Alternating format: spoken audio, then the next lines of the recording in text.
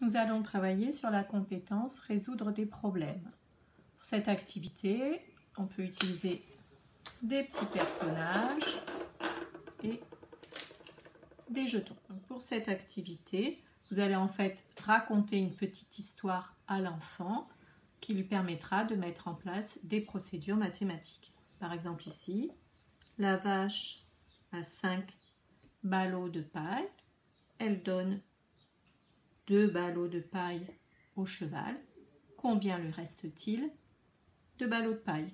Alors, soit on peut laisser les jetons visibles, soit on peut les cacher pour demander à l'enfant de trouver la solution. Autre situation, demander à l'enfant d'aider le gardien du zoo à distribuer la nourriture aux animaux. Donc l'enfant doit distribuer la nourriture aux animaux.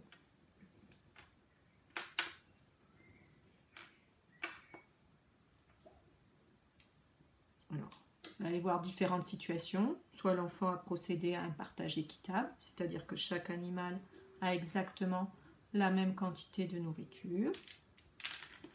Soit on peut choisir un autre type de partage. Voilà. Mais il a réussi à partager la nourriture entre tous les animaux. Autre type de problème. Gaspard a 5 jetons. Marine a 2 jetons. Gaspard veut donner 3 jetons à Marine. Combien aura-t-elle de jetons quand Gaspard lui aura donné ses 3 jetons?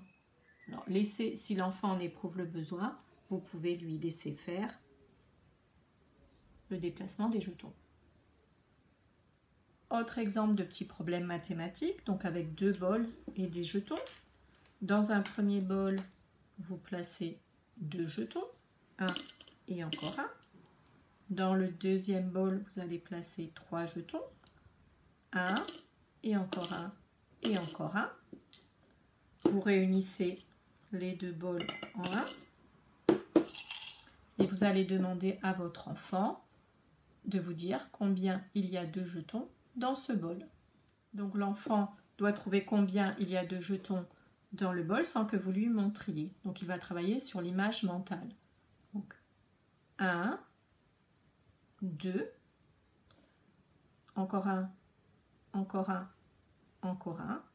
Donc il va vous dire que dans ce bol, il devrait y avoir 5 jetons. Donc on vérifie. 1 et encore un 2 et encore un 3 et encore un 4 et encore un 5. Tous ces petits exercices permettent à votre enfant de mettre en place des procédures mathématiques.